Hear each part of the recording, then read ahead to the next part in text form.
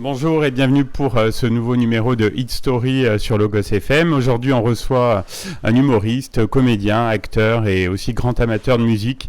Il sera en spectacle le 19 novembre au Zénith d'Auvergne à Clermont-Ferrand avec son nouveau one-man show, Emmanuel 2. Et on va évoquer avec lui une chanson qui a marqué les esprits, une reprise en duo avec Christine and the Queens, donc Would I Lie to You. Bonjour Manu Payet, merci d'être à mon micro. Bonjour Stéphane, bonjour tout le monde. Alors cette chanson, donc on vous connaît un humoriste mais aussi mélomane. Est-ce que vous pouvez nous raconter un petit peu l'histoire derrière ce duo inattendu ? L'histoire, c'est que je faisais une émission pour Canal+ qui s'appelait le show de Noël, et j'avais la chance d'écrire, de concevoir ce show. C'était juste un one shot comme ça se produisait juste une fois sur l'antenne pour les fêtes pendant le Covid, je crois que c'était un peu pour essayer de faire autre chose, quoi. et j'ai eu la chance donc de concevoir ce show avec les gens de Combini. Et les gens de Combini, ils avaient de bons rapports aussi avec Chris, de Christine and the Queens à l'époque. Et ils nous ont proposé déjà ils ont proposé à Chris de jouer dans le show et ensuite de chanter une chanson. Et puis de fil en aiguille, ça s'est fait comme ça. Ils m'ont proposé de chanter avec elle et sur une reprise qu'elle aurait choisie. D'accord, oui, donc c'est elle qui a choisi le morceau. C'est elle qui a choisi le morceau, ça c'est clair et net. C'était rigolo parce que son choix n'aurait pas du tout été le mien, ça c'est sûr dès au premier abord, parce que moi je suis un peu plus rock quand même. Mais là, ce qui était marrant, c'est que c'était clairement une chanson que j'avais un peu oubliée de mon adolescence, qui passait tout le temps à la radio. Ah, c'est clair, elle a été diffusée celle-ci, ouais. Ah ouais, une chanson de Charles et Eddie, Would I Lie to You. Et comment s'est passée la collaboration entre vous ? Super, franchement, c'est une fille adorable, qui a beaucoup d'humour et qui... je vais reprendre cette réponse. Et oui. C'est d'actualité en plus. Bravo. Franchement super, c'est une personne adorable, qui a beaucoup d'humour et et avec qui j'ai aimé passer quelques trop courts moments. Une passionnée de musique aussi, j'ai vraiment c'était cool, quoi. Et puis de découvrir sa réorchestration de la chanson originale, de sa reprise, quoi. Et puis d'aller dans son studio avec le gars qui fait sa musique, son producteur ou ingé son, je pense que c'est son producteur, qui a pris ma voix aussi. J'étais super, déjà j'étais un peu gêné de passer quand même, tu chantes derrière quand même Christine and the Queen, donc j'étais un peu mais ils m'ont mis à l'aise, ils ont trouvé ça super et c'était assez rigolo à faire finalement. Et quels ont été les retours du public là sur cette reprise ? On aime que les couplets où c'est Chris qui chante. Non, je déconne, c'est pas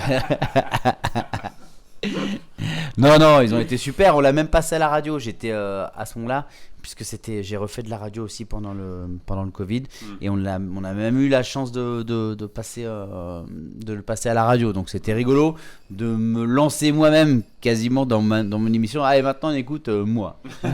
C'était assez rigolo. Et comme c'était un rêve de gosse quand même que de chanter, même si c'était pas très rock, ça manquait un peu de guitare. C'était rigolo. La musique, je crois, occupe une place importante dans votre vie.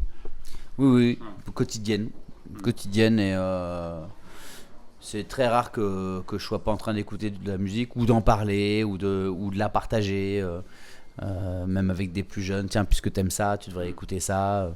Ouais, j'aime beaucoup. Ouais, je me suis depuis très très jeune vachement intéressé à la musique et au cinéma, mais la musique c'était plus accessible. Franchement, je lisais des revues comme Rock and Folk ou des choses comme ça.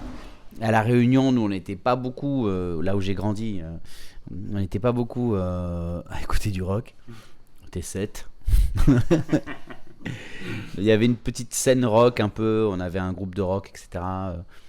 Donc on était assez pointus. C'est moi qui avais ramené Nirvana au lycée. Ça, c'est vrai. Non, c'est pas une blague. Non, je vous jure que c'est vrai. C'était une fille qui était dans ma classe qui s'appelait Pascal, qui était allée qui avait ramené le CD et je lui ai dit mais attends, elle me dit ouais j'ai acheté des nouveaux trucs dont un groupe qui s'appelle Nirvana. J'ai dit ah, mais je connais, j'avais pas le CD, viens apporte-le au lycée. Elle l'a apporté et moi j'ai pris mon Discman, je l'ai fait écouter à Smells Like Teen Spirit à tout le monde dans la cour du lycée à la récré de 10h30. J'ai même été accepté par il y avait un petit groupe de punk avec qui on n'allait pas trop fricoter, parce que c'était des gars très costauds et qui en plus faisaient partie de l'équipe de rugby locale.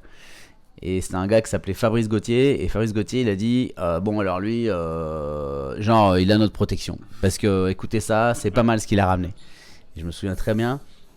Donc, ça a toujours été. J'ai toujours aimé faire découvrir. C'est pour ça que j'ai fait de la radio, aussi, d'ailleurs. Ouais. Faire découvrir de la musique aux autres. Et me la faire découvrir aussi à moi-même. Parce que j'écoute tous les jours ce qui sort, les nouveautés, etc. Très important. Très important, la musique, ça rapproche. Alors, je disais en introduction, Manu, vous venez à Clermont-Ferrand donc le 19 novembre, donc avec votre spectacle Emmanuel 2.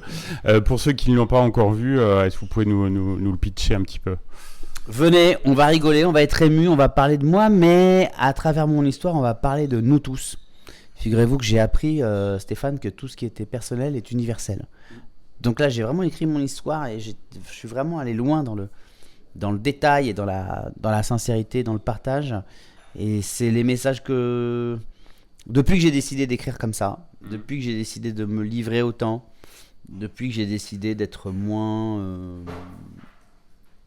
un peu moins pudique, parce que j'ai plutôt tendance à l'être, moi, je reçois des messages bouleversants de gens qui me disent « Waouh, mec, t'as juste raconté mon histoire toute la soirée, là, c'est complètement fou ce que t'as fait. » J'ai l'impression qu'on est copains, j'ai l'impression merci parce que j'osais pas en parler à ma femme de certaines choses dont tu as parlé toi ce soir, merci parce qu'on est en train d'essayer d'avoir un enfant, merci parce qu'on a déjà un enfant, merci parce que la vie avec notre enfant, c'est exactement la vie, toi ta vie avec le tien. Comment ça se fait que tu sais qu'on vit comme ça chez nous? Est-ce que tu as mis une caméra dans ma maison? Je reçois plein de messages comme ça, je reçois des tu devrais être le plus touchant, un des plus touchants. Et je le dis, même si c'est gênant, mais je suis en promo, donc je vais pas le dire. Je vais pas le dire quand tu auras éteint ton micro, Stéphane. Ton spectacle devrait être remboursé par la Sécu. Ah oui. Et ça fait plaisir. Ça fait plaisir. Alors tu te définis dans ce show comme un papa boomer, avec beaucoup d'autodérision. Qu'est-ce que ça veut dire pour toi exactement? On a démarré cette interview, je t'ai dit que j'avais fait découvrir Nirvana à mes copains dans la cour de récré, donc forcément on se doute bien que j'ai pas 20 piges, mais j'aime bien avoir cette expérience là partagée. J'ai moins de problèmes, bizarrement j'ai un peu moins de problèmes avec moi-même à cet âge que j'ai là aujourd'hui, qu'à l'époque où je me cherchais, j'étais un peu perdu, etc. Donc ouais, je suis papa, ça c'est le cadeau de la vie. Et puis boomer, c'est un peu pour exagérer, mais enfin maintenant que François Bayrou a dit boomer, oui, le mot est revenu dans l'actu. Voilà, je suis pas boomer, mais on comprend que j'ai écouté Nirvana alors que ça venait de sortir. Voilà. Pareil pour la Mano Negra, pareil pour ces groupes-là, puisqu'on parle de musique, je reste dans la musique. Mais du coup, c'est un spectacle de quelqu'un qui aime partager aussi, qui n'est pas juste là que pour faire rire, mais aussi pour transmettre. Voilà, mais ça c'est peut-être une phrase de boomer d'ailleurs, tiens. Exactement. Et la tournée se passe bien? La tournée se passe à merveille et je suis très très heureux On a joué ce spectacle quand même quasiment 200 fois là. Ah ouais. Quand même pas mal, hein. Ouais, c'est pas mal. J'ai venu une fois ou deux déjà à Clermont, à la Maison de la Culture.